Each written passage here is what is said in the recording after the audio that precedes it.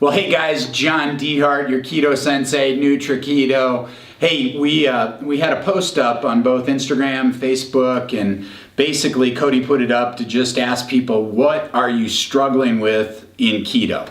And man, that was like opening up Pandora's box. I mean, just boom. And so we had a lot of interaction on there. And so I just wanted to take a couple of minutes to address some of these questions. There were kind of some common themes that wove through what people are struggling with. And, you know, it's somewhat predictable, you know, but I wanted to cover those and just shoot a quick video and just really highlight some of the comments. So I'm going to read these and then kind of respond, you know, what I believe would be the right answer, or at least the right direction for people if they're struggling, right? And, you know, again, guys, yeah, if you've been around NutriKeto at all, you're going to know that if I've said it once, I've said it literally 100,000 times.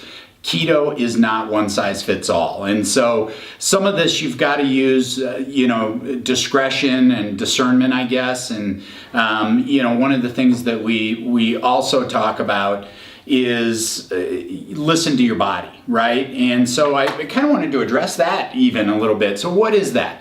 It's really, when I say listen to your body, here's what I'm talking about. It's the intersection where your intuition meets intellect, right? So you've done a lot of research, or, you know, at least some research on keto, but then you also have some intuition. And so you're putting those two together. That's what I'm talking about when I say listen to your body, because it will give you the answers that you need. So, but hopefully this will help. Let's jump into it. So the first one is, you know, what are you struggling with keto? Getting back on the wagon. I was keto for almost a year and then took a break over the summer. Now it feels like an uphill battle getting back on track again. Yeah, if you took the summer off, it's going to be almost like starting over again. I mean, once you're really keto adapted, and we do talk about a flexible metabolic flexibility, if you will, meaning, you know, and today, you know, we at this now, almost 4 years now, November 2014 is when I started my keto journey. And so at the 4-year mark, what I can tell you is I can float in and out of keto pretty easily, right? I don't get the keto flu anymore unless I go too long. Like I can go a weekend and have kind of a higher carb weekend, have a beer, I'm gonna address that, you know, or a couple of beers. And pretty much within a day or two, I am right back in ketosis, you know, 2.3, 2.6 millimolar. And so by any standard, that's strong ketosis. But that's because I've been keto adapted for a while. So let me say a couple of things on this. Number one, the reason I highlighted this one first is because it just jumped out at me. And here's what jumped out. Get back on the wagon, okay? And I don't, you know, I don't want you to hear this as critical, but it really is a mindset. And so when somebody says get back on the wagon, it implies that they fell off the wagon, which also implies that they were on a diet as opposed to a keto lifestyle, right? So there's a big distinction here. And guys, as every day rolls on, we get more and more scientific documentation that this keto lifestyle is really good for you. You know, if we look at the disease model, you know, the chronic diseases, heart disease, diabetes, cancers, Alzheimer's a big one, Alzheimer's dementia, right? They're now calling it type 3 diabetes. If we look at all of those, I could make a pretty strong argument that they're really all the same disease. The disease is insulin resistance. How it's manifesting can be a number of different ways, right? Or multiple different ways for some of us. But it really all starts with insulin resistance. And what we know about keto is, you know, if you do it right, we teach cyclical keto, where you're coming out of ketosis every now and then you have a higher carb meal. So if you're cycling and that's every couple of weeks, by the way. So if you're cycling, you know, you are going to, as time rolls on, really start to combat this insulin resistance thing. So it's just a healthy lifestyle. Some of you, probably most of you know, that are watching this video that have been keto for a while, man, you just feel good, right? I mean, your joints quit hurting you feel pretty limber and loose, right? You get rid of brain fog. I mean, you just have an energy level. It's almost euphoric. And for some of you, when you really start to keto adapt for the first time, you're going to feel that, and it's going to hit you like, holy cow, this is almost like a drug. You start to feel so good when your body is no longer addicted to sugar and carbohydrates, when you're no longer a sugar burner, you're a fat ketone burner. Man, it's a clean fuel, it burns clean in your body, and you just feel better, right? You're eating better overall. And so, you just got to do it. Just get back on. And there really is in the keto world, that if we look in our rearview mirror at all, it really is to teach us lessons, right? And just, okay, that didn't work. It's experiential. It has nothing to do with looking back and guilt and feeling bad and all those things. I mean, if you want to do that, you're going to stay fat and sick. I'm just going to flat out tell you, because that's one of the things that's going to drag you right back into it, right? You know what? It happened, move on. That's what we do. And so, and you learn the lesson from it. I don't want to do that again. I don't want to throw myself out of ketosis. I don't want to go through the keto flu again, right? And then we just move on to what works and what we know works. Again, you got to listen to your body. What does that mean? It's where intellect meets intuition. So listen to your body. So that's a little bit on jumping off the wagon. Okay, number 2. There's a couple of these. Too much protein, not enough fats, my stupid macros. I end up with too much protein, I give up. Well, don't give up. And so, this one is, and I'm just going to say this, in the keto world, in my opinion, the tricky one is protein, right? Especially if you start to do some intermittent fasting and some things like that, because you've got a very limited window to eat in. If you're, whether that be an 8-hour, 6-hour, 4-hour window, there's a very limited window, and you want to be hitting your protein macros. Because here's the deal, guys, this muscle, this is the engine of the body. This is what burns calories, right? The more lean muscle you have, the more efficient your body is at burning calories. That is a fact. And so, getting the right amounts of protein in, for me, has always been a little bit tricky. And so I've kind of evolved my approach with this a little bit. And let's say, because I do intermittent fast now, every morning I have a keto cappuccino, right? And that's just my routine since the day I developed that. I think back in November 2015 was our first test run that I put together. I've had a keto cappuccino every morning, but it has very, very little carbs, almost no protein, so it's all fat. So it's going to have almost no glycemic impact. And so I'm good with that. Now I realize there are some purists out there in the keto world. One of the other questions in here was the keto police. And so, you just got to do your own thing, right? You got to do what works for you. Again, here's the 100,001 time. Keto is not one size fits all. You got to do what works for you. And bulletproof coffee or keto cappuccino absolutely works for me in the morning. Our keto cappuccino keeps me full and satiated for, 4 or 5 hours. So typically, I'm going to have that keto cappuccino somewhere around 7, and I'm not going to eat until after 12. So, and I'm going to be done eating by 7, 8 o'clock at the latest, and sometimes 6 o'clock. So I really only have a very short window to really start to look at getting my protein macros in. And so what I'm going to say is, to a small degree, if you're taking this seriously, and especially trying to trim down, lose some weight, lose some inches, because we're going to address the scale not moving here in just a second too. But you have to space out your protein in that eating window, right? And because gluconeogenesis is a real thing. And for those of you that don't know it, it's where your body will convert excess protein into glucose. So that can throw you out, too much protein can throw you out of ketosis as quickly as too much carbohydrate, right? And so, we've got to balance that. And so for women, it's kind of the rule, but you really, again, one of the things we talk about is you got to test, right?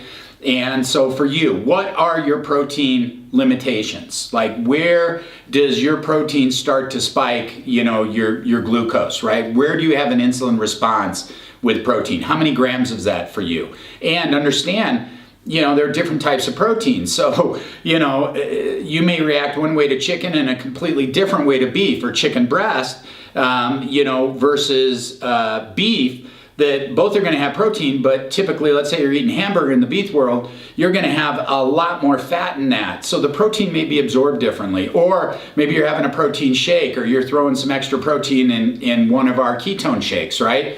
How is that whey protein? And I'm going to do an experiment here in the next few days where we're going to test our whey protein. And because I constantly, we hear, the trolls are out there, whey is not keto. Well, you know what? I'm going to put that to the test. We're going to find out, because we use a really, really, really high quality whey protein, and ingredients count. So a couple of things: how it's produced matters, and how much of it matters. So general rule, I know I'm kind of hopping around here, but a general rule for women is you're probably going to want to limit your protein to about 20 grams per sitting, and space those sittings out 2 to 2.5 hours. Men, you might be able to get away with up to 30 grams of protein because that's what your body's going to need before you would invoke gluconeogenesis, right? And your body would convert that. So, but again, test. That's going to be the best way to do it. And different proteins are going to have different effects on you. My main point is, if you don't want to get all this scientific and get bogged down in all of it, guys, it's really simple. 20, 25 grams of protein in your eating window if you're intermittent fasting, and spread that out over 2 or 3 meals, right? And, for the vast majority of you, like I am good on, and I've put on lean muscle mass with 50 to 60 grams of protein a day, and if I went by, some of the other, keto folks out there and what they're trying to teach people, it's really kind of an Atkins redux to me. It's not necessarily keto, it's more Atkins. But for my body, they're going to tell me I've got 150 pounds of lean muscle. They're going to tell me I need 150 grams of protein. And I'm going to tell you, no way. I've never in my life, and I was a competitive Big Ten wrestler, I've never in my life eaten 150 grams of protein. And there was a time when I could lift a house. Pound for pound, I was one of the strongest people, in the country in my weight class. So, and I've never come close to that macro-wise. But, again, that wasn't mere muscle. That was muscle for functional muscle, right? That was for a purpose, because it was a contact sport, a pretty high-level contact sport, I guess. If you're in the Big Ten in wrestling, that's about as good as USA Wrestling gets at the collegiate level. And so, that muscle was functional muscle. It was for a reason. It was power, to be able to stay on the mat with other guys that were strong, some equally strong, and to prevent injury. I mean, that's what it was for. So I never came close to that. So don't stress out about your protein. Just stretch it out, right? Just try not to sit down and have 50 or 60 grams at one meal. And again, as I say this with the protein, I also want to put a clarifier on there, because I don't deny there are some people out there eating higher amounts of protein that are having great results, but it really does depend on your keto goals, right? And so for the NutriKeto, we're really looking at healthy lifestyle. We're looking at therapeutic keto, correcting some imbalances in the body, insulin resistance and that. And then longevity. I mean, that's really what our brand is about. It's about living, the best life you can for as long as you can, right? And that's a life without having to take prescription drugs, hopefully without a nursing home. Hopefully when the time comes and it's your time, a light switch just flips off, right? You had a great life, you were productive, you were active the whole time as you age, right? And I think back and, my mother who's now passed, and, I don't want to say this disparagingly, but I always found it very curious that when her friends would come over, they'd sit around the kitchen table and they'd have these talks about, like, what medicine are you on? And they would compete, well, I'm going to have to talk to my doctor about getting that one, and it's like, this is crazy, but, if you're around the older generation, man, that's not an uncommon thing. And so I'm just hoping that we're able to reverse that, right? And we sit around, we talk about, what kind of exercises are we doing, where are we working out, are we doing yoga, are we running, we lifting, we mountain climbing, we rock climbing, what are we doing? Are we swimming? We doing aerobics in the water? There's so many different things that you can do to, lead a healthy, active lifestyle. You just got to follow your passion, right? For me, I want to get back on the mat here pretty soon. So I'm kind of excited about that. Although the last 5 or 6 times that I've tried that, I always seem to get tweaked because it is somewhat of a violent sport.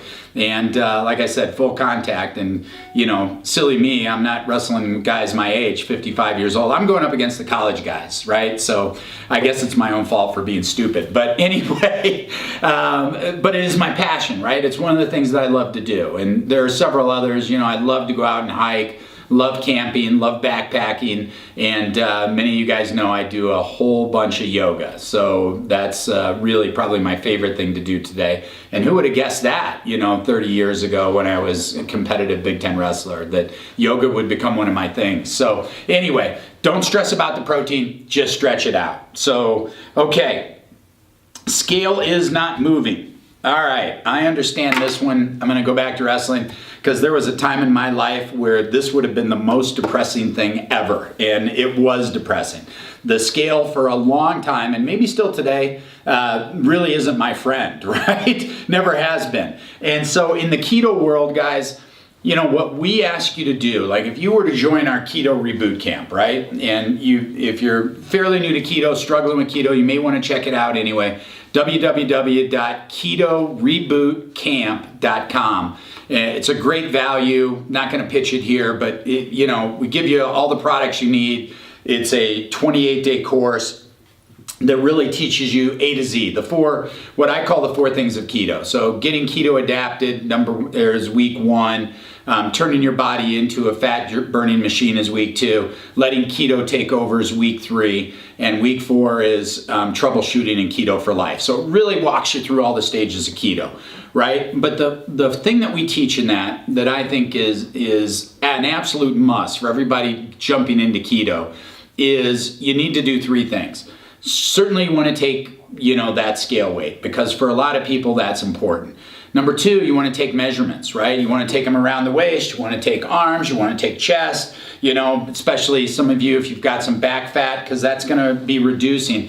And number 3, you want to take pictures, right? We want photo documentation because it's easy for that scale not to move, guys. And, here's one of the things that could be going on. You could be building lean muscle. If you're getting into the keto lifestyle, high fat, low carb, medium protein, you may actually start to burn fat but put on muscle at the same time. So your body shape is going to change radically, but the scale doesn't move, right? Because you're losing body fat, but you're gaining lean muscle. So it's the scale isn't tipping either way at that point. It's just leveled off, right? And so don't be discouraged by that. So that's the first thing I would say. The second thing I would say is, are your macros set up for weight loss?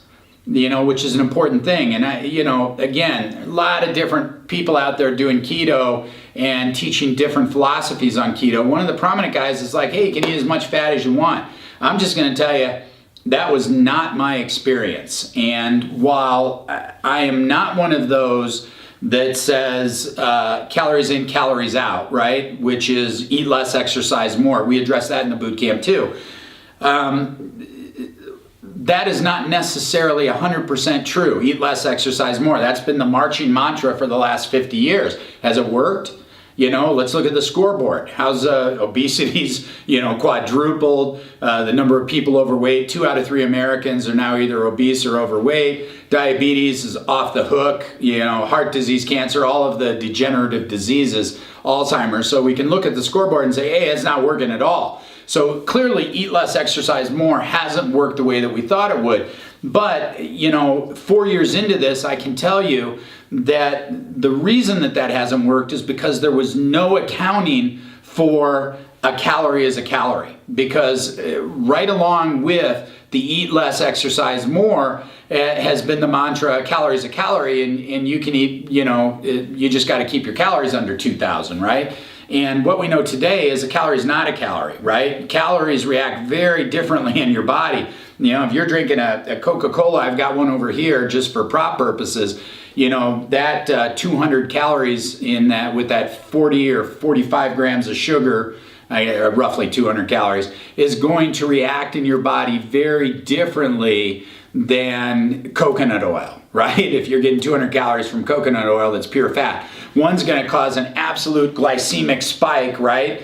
That's going to send you right into fat storing mode. So any of those calories you don't burn off, they're going to get stored as fat. The other one is going to have no glycemic impact whatsoever, right? Because fat has no glycemic impact. So how it reacts in your body is very different. Having said that, there's still calories that you're bringing in, right? And so if you're bringing in so much external fat that your body doesn't have to turn to its own fat reserves, right? To its own energy reserves, which is your stored body fat, it won't. If you're bringing in so much external fat that's all you're burning is that fat in a day, your body never has to turn to its own energy reserves. And so therefore, you're not going to burn fat. And so, you know, one of the things that we like to teach is we want to get you keto adapted, get you through the keto flu, and then we start pulling back on those fat calories, right? We start pulling back on the fat calories. And there's a balance there too, because fat is what helps keep you satiated. That's what's going to keep you from being hungry. And especially if you're working out, right? Because the downside of working out is it increases your appetite. So there's a balance there. So here's the thing. If the scale's not moving, let's check your macros, all right? Let's see where you're at. Are your macros set up for weight loss? Because they may just be too high. And, you know, and then let's also make sure we're taking measurements, we're taking photos in addition to that scale weight. Because a lot of times, guys, that scale is just, you know, it's not your friend. And as you're putting on lean muscle, dropping fat, you know, that scale may not be moving, but your body is completely transforming. So that's what I would say about that.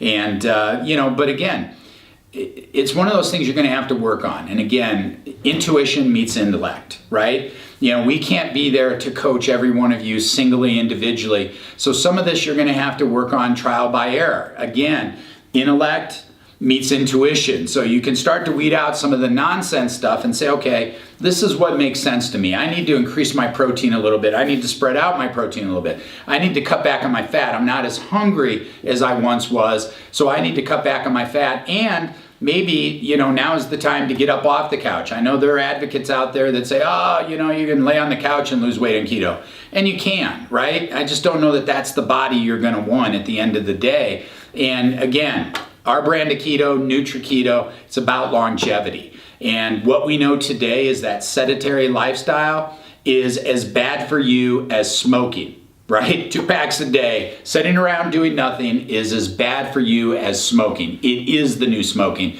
So let's get up and get moving. And, you know, a little tip on that, here's what I recommend. And again, follow your passion. Train for something, right?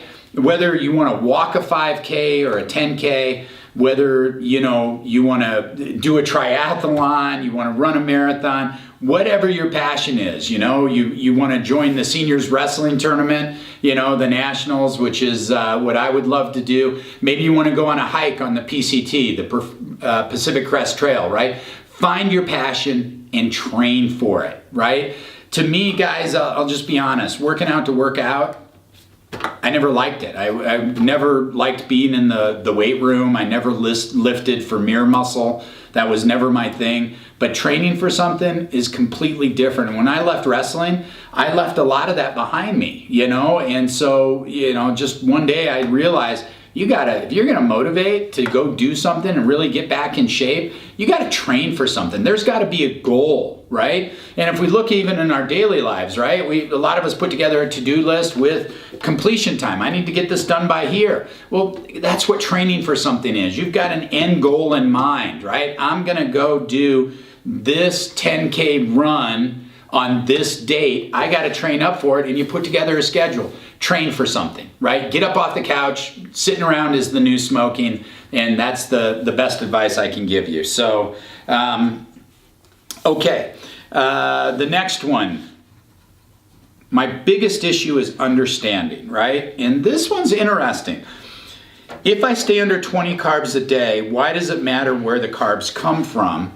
isn't 20 carbs 20 carbs? That's pretty interesting, because my answer to that would be, yeah, they are. 20 carbs is 20 carbs. And we get beat up a little bit, like our keto fudge. We've got chocolate chips in there. Lily's are not commercially available yet. I've been in communication with them, and when they become commercially available, which they're talking about within the next year, we'll probably switch over to those, because they're a stevia chip, right?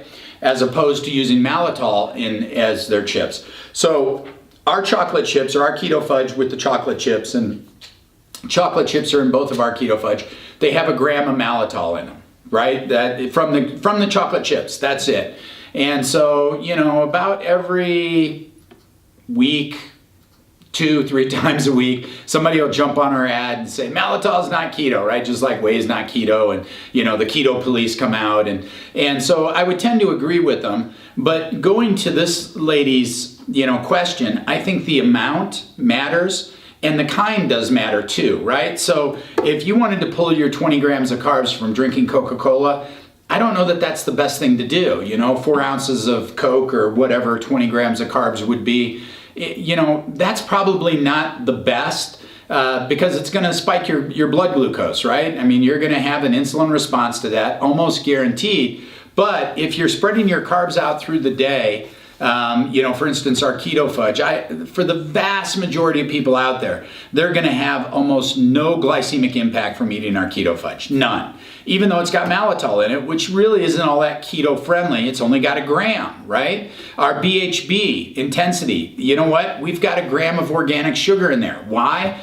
Because it made it taste better, and we had to use less of it. We only had to use 1 gram of organic sugar to get a fantastic taste. And I'll tell you what, you drink that, your blood glucose is going to drop, and your blood ketones are going to go up. How can anybody say that that's throwing you out of ketosis? It's not. It's increasing your blood ketones, and it's dropping your blood glucose, right? Every time when you take it, for the vast majority of people. Now, having said that, there are some people out there, and this is where the brain comes in, brain chemistry, and this is the healing part of keto. There are some people out there that can look at a picture of chocolate cake, look at a picture of a dessert, and have a glucose or an insulin response just from looking at it.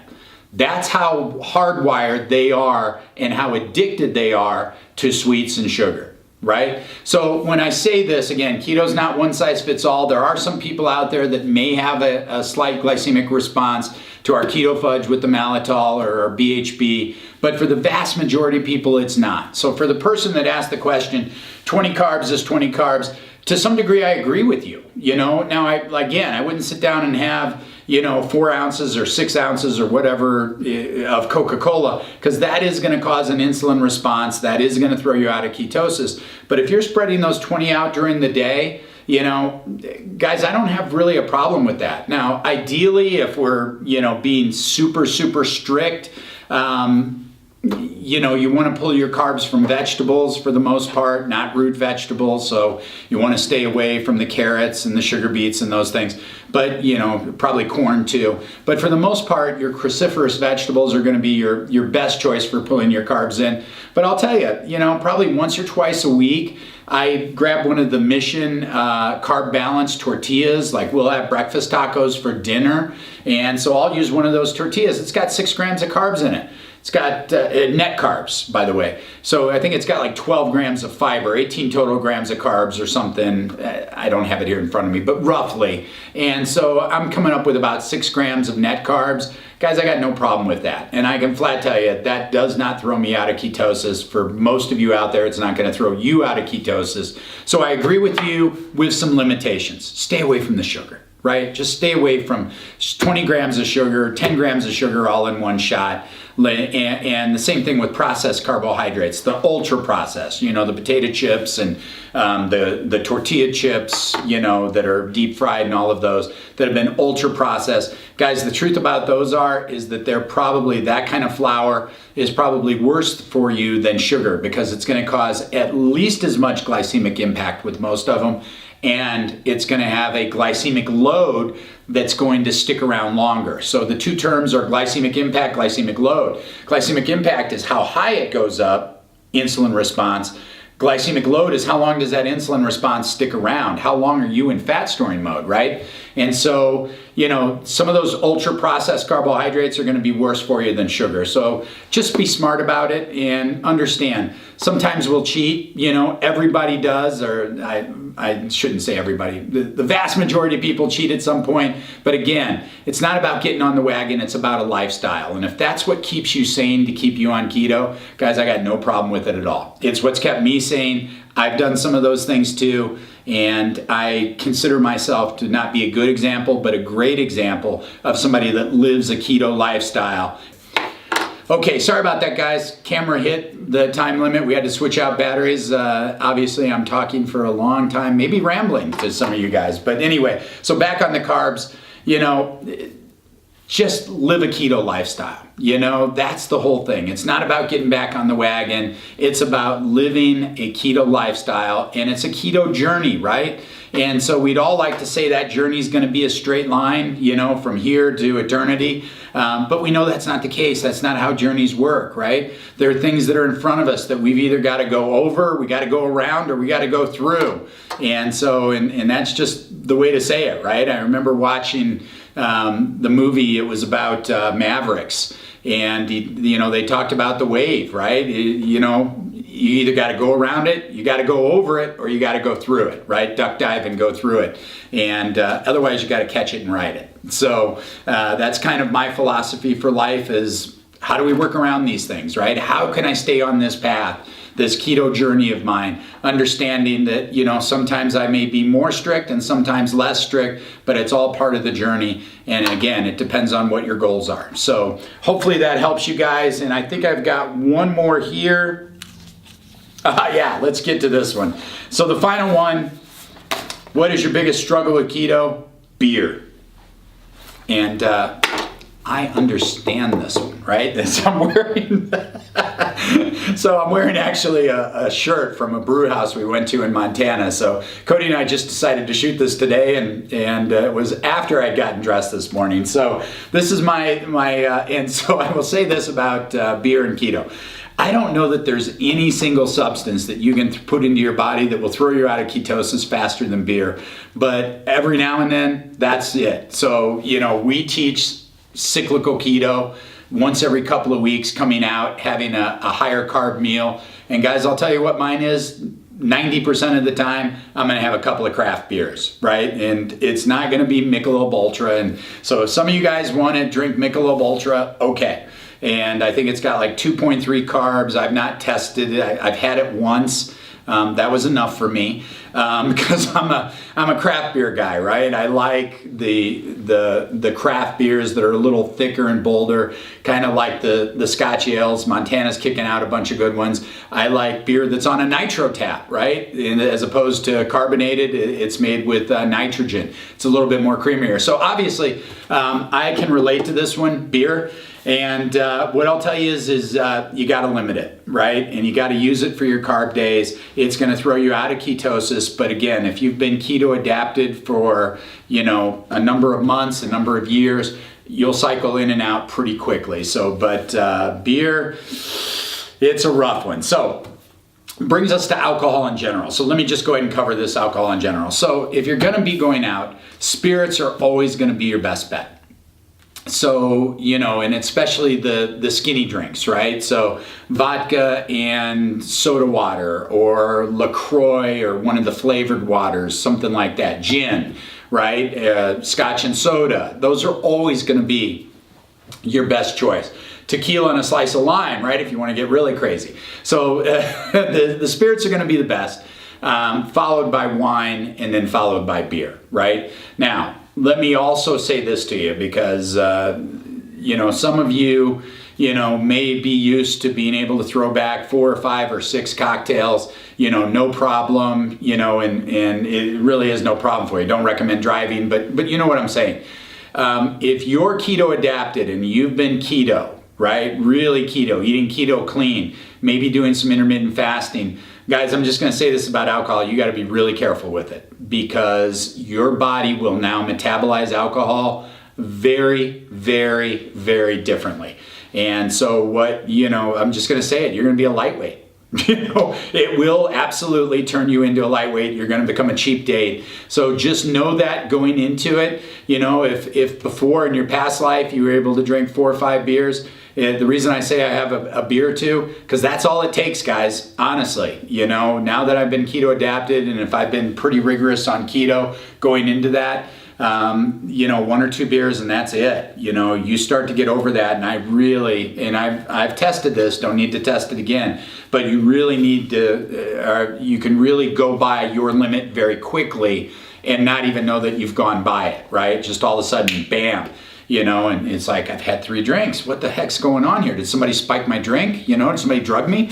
And I've actually had that conversation in my head before and wondering if somebody slipped something in my drink, and then realized, no, it's just, your body now metabolizes alcohol very differently. So be safe, especially with the holidays coming up. I know some of you are going to have some eggnog, and probably want to talk about that right now, because our eggnog shake is about to be released. It's produced. They're bagging it right now. So next week we'll probably be releasing the eggnog, throw a little bourbon in that. But then you only need 1 or 2, guys. So holiday season, be safe out there. Understand, if you've been keto for any amount of time, you're now a lightweight, right? It's just, that's the way it is. You have a very, very low alcohol tolerance, and your body is going to metabolize alcohol very differently than it once did once you're keto adapted. So I don't know why that is. I'm just telling you, every person I've ever talked to has experienced the exact same thing. So with that, guys, we kind of hit on most of the major questions here. But keep firing them up here. If there's something else that you want us to address, man, we love doing this. This is kind of the heart and soul of keto, because it's really about us and you guys helping each other, right? What works doesn't work. We really like to move keto away from keto theory and into keto experience, right? What's your experience? We can argue theory all day long, right? But we can't argue. You can't argue with my experience, and I can't argue with your experience, because that's what you experienced, right? This is what you did, and this is what happened. That's your experience. So we love these questions. We'll share, to steal a term from AA, our experience, strength, and hope with people on their keto journey. That's what we're here to do. Shoot us other questions. Let us know what your struggles are, because NutriKeto, we're here to help, guys. That's what we do. So with that, John Dehart, your keto sensei, thanks for joining me on this longer video. Hope you got value out of it, and drop us some struggles or questions down below. Thanks again.